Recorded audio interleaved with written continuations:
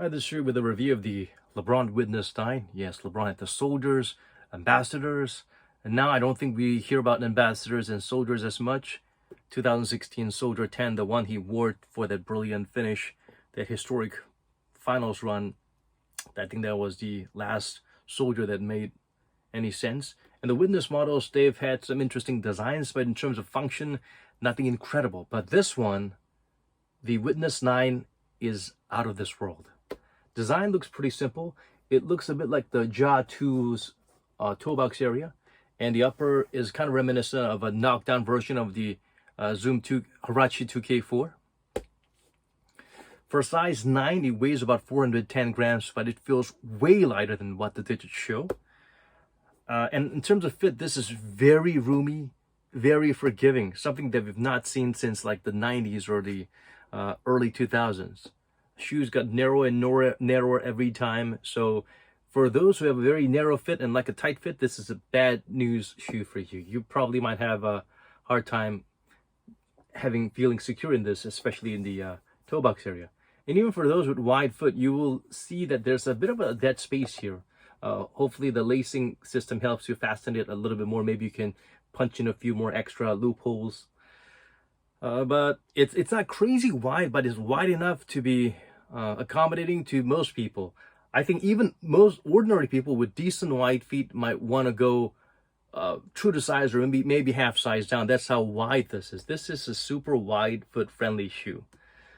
But personally, I had no problem going true to size and feeling decent comfort and security in the shoe.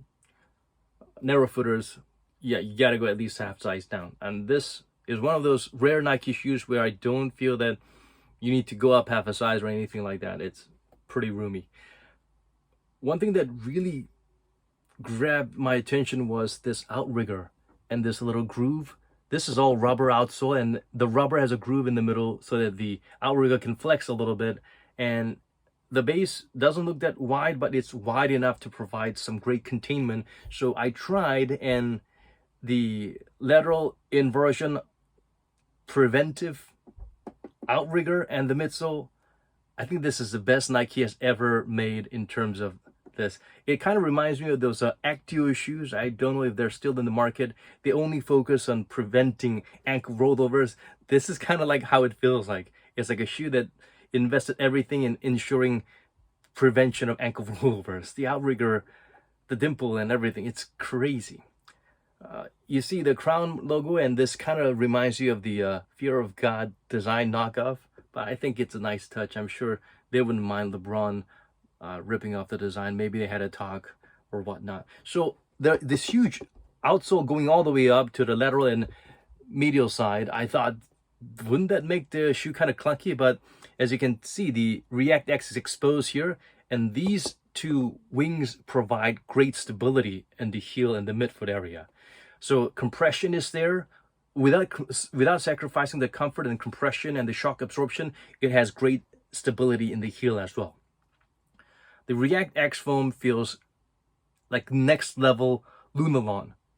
Of course, I don't know if this will bottom out as quickly as Lunarlon, but I'm sure it won't, because Lunarlon it probably deserves a Guinness Book of World Record position in terms of providing incredible straight out of the box comfort, and then gets bottom out after like 3 tries, or after like 30 minutes of wearing. It just bottoms out that quickly.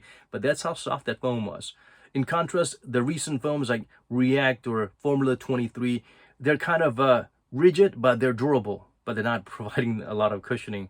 So this, overall, it feels like crazy full-length Zoom foam, those kind of softness that you used to feel in the old school shoes from the 90s, the late 90s and the early 2000s. This is so soft. Even the forefoot, the ReactX, its presence undeniable. You can feel it. It's not too high off the ground. Overall, there's a decent heel to toe drop. But this is a very soft foam. So if you don't like that wobbliness, this is a shoe you want to avoid. But if you really long for that old school 90s kind of squishy, soft, quicksand sinking kind of sensations, softness, this is a shoe for you. And even without the insole, which is a pretty decent thick EVA insole, even without the insole, it feels like, I can dare say it feels as soft as Jordan 39's React and Zoom. That's how soft and squishy it is. And with this insole, it feels even more phenomenal. And cushioning is crazy. You have to try it. I cannot guarantee how durable it will be. I'm sure it's not immediately gonna bottom out like the Lulalons, but I feel with this level of softness, I'll be shocked if this is more durable than other harder foams out there. But if this lasts, and if this lasts a few games, I think this is worth the admission. ReactX, at least this density, it's very impressive. The outsole, it's got a very similar pattern to a outdoor shoe you've seen, the ST Flare, and it's comparable to that. Durable. It's not intricate, but it has a decent grip. It's not going to be dust sensitive, but it's not going to be overall a very sensitive grip. Decent, but not incredible. The heel, as lazy as it looks, it actually provides decent amount of multi-directional traction, and it actually implements the crown design that no one really fancies about the LeBron, and the old school 2-3 and the LBJ23 logo there. So yeah, the best of both worlds. There's a bit of a groove, so the shoe is supposed to, I suppose, provide some extraction from the extra weight, and there's a little more compression and give. It feels like a decouple forefoot and heel to a certain degree, and you can clearly compress and feel that rigid plate that does the job in terms of providing that anti-warping support there. Overall, the shoe is pretty breathable, like the Ja 2s, and the upper material, it's not crazy stuffy, but it provides decent lockdown. Padding all around is very nice. It does not pinch or poke or protrude in any way.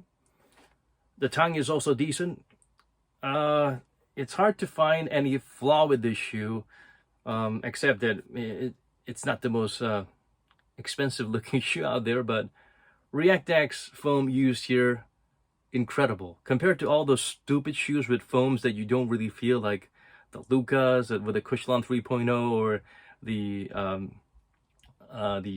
A1 Cushlon, a little bit better, but still pretty non-existent. This is crazy. This is the softest foam cushioning you can ever find out there. If you've tried some of those Renew foams in the past, this is extra foaminess compared to those. This is next level stuff. So crazy outrigger, durable traction, very low price point. I feel like they should have something else here, because this is not very LeBron-like in terms of the price, the total package, everything. But yeah, this is going to be a tough act to follow. This might even be better than the actual LeBron 23. The 23 is going to be really expensive and heavy because of the composite and all that. But this is a pretty incredible shoe. The foam cushioning again, ReactX, keep them coming.